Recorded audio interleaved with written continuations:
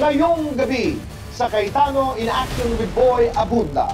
Nabidisyon po ako isang lako po yung bahay ko.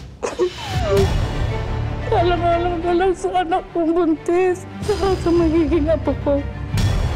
Hanggang December na lang po ako doon sa bahay namin. Pagbigyan mo ako, babayaran din kita. Gagawa ko ng paraan.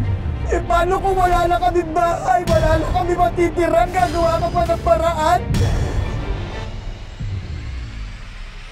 Kapit sa patalim, syempre, health ng asawa mo, kahit anong gagawin para bayaran. Pero hindi mo siya pinapirma. Paano mo naisip na kaya niyang bayaran ang 20 mil? Sa batas kasi, hindi basta pwedeng kunin ang pag-aari mo. Kailangan nakasulat yung sanla na yan eh. Sa payong kapatid, ito may kinalaman po sa pensyon ng kanyang amang dating pulis na pumanaw na. May lilipat na po yung pensyon kay mama. Kaso ang nangyari po nung nag-withdraw po kami, na-hold po. May dumating daw na dismissal order. Abangan niyo po dahil meron po akong makakakwentuhan. This is very interesting. Sabi niya, gusto ko pumunta sa Cayetano in Action dahil may mga reklamo ako. Magiging bisita ko po ang napakaganda at napaka-sexy at ang nag-iisang Ang ganda ko na. dito sa Cayetano in Action with Boy Abunda.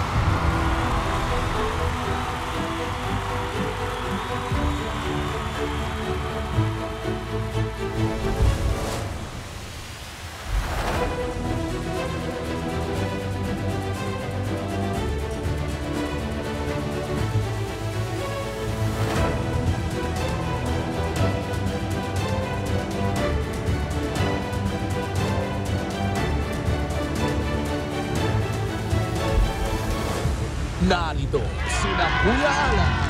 Ako po ang inyong Kuya Alan, kakampi nyo sa batas. Ipaglalaban natin ang totoo at yung patas. Ate Pia. Ako naman po ang inyong Ate Pia, kampyon ng mga kababaihan at kabataan, handang ipagtanggol ang inyong karapatan. At Tito Boy.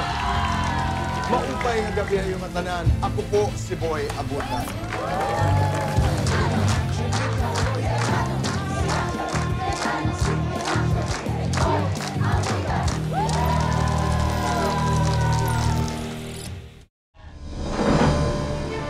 Sa CIA with BA, hatid namin ay aksyon. Nung unang pagtulog ko sa Cayetano in Action, hindi ko naman po ini-expect na ganong kabilis. Ito po nung nag-guest focus ng CIA, in fairness, kinabukasan, hindi pa rin ako makapag-paniwala na tapos na yung problema ko. Siguro si Lord lang nagturo. Sige, pumunta kayo dyan. Mag-text ka dyan. Simula po nung pagka-text ko pa lang na, Sir Larry, okay na yung anak ko susunduin na, biglang i-reply sa akin, papunta na kayo. At dahil kasama ko sila, naasikaso nila at wala pang isang linggo, nahulugan agad yung mga wala akong fulod sa SSS. Natapos na rin yung ilang taon na inaantay ko na makuha yung Form 137. Handog namin pangmatagalang solusyon. Aside from din po doon, yung binigay sa akin na business na naunang kabuhayan na inumpisahan ko, talagang tinarer ko kinabukasan. Sunod-sunod pa po yung pagbibigay niyo po sa akin ng tulong sa financial, din sa gamot. Yung sa therapy ng anak ko, talagang sobrang pinagdadasal ko yun. May puso ang usapan, kasabay ng legal na talakayan. Nung unang pagkaharap po namin nila Kuya Alan at Ate Pia, medyo kinakabahan po ako. Pero iniisip ko rin po na yun ang pagkakataon kong makaharap sila. Kaya kailangan sabihin ko na yung mga gusto kong sabihin para lahat ng mga katanungan ko, mabigyan nila ng sagot. Saka kailangan i-check mo daw lahat ng dokumento para hindi daw ma-scam. Yun ang naalala ko na magandang binigyan na aral nila sa akin. Talagang sobrang ramdam ko yung kung paano kayo tumulong, kung paano yung pagmamahal niyo, pagmamalasakit niyo sa mga tao. Dahil ang tulong na aming bigay ay tungo sa ikagagaan ng inyong buhay. Talagang natulungan ako, hindi lang sa financial, sa physical, tsaka yung aking pag-iisip.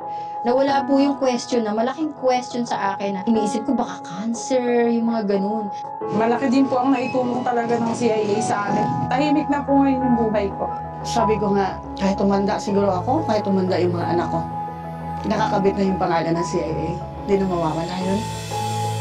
Nais kong mag-thank you sa kanilang magkapatid at kay Tito Boy. Maraming salamat po talaga kay Kuya Alan, kay Ate Pia po, kay Tito Boy. Hindi po talaga ako nagkamali. Napakabuti po nila. Kay Kuya Alan sa kay Ate Pia, sobrang salamat ako. Dahil sa mabubuti niyong puso. Sabi ko dun sa mga anak ko, makapagtapos ka dyan, kasama yung CIA dyan sa journey mo na yan.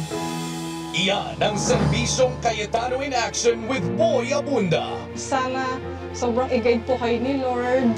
Sobrang i-guide po yung programa nyo na mas marami po kayong matulungan.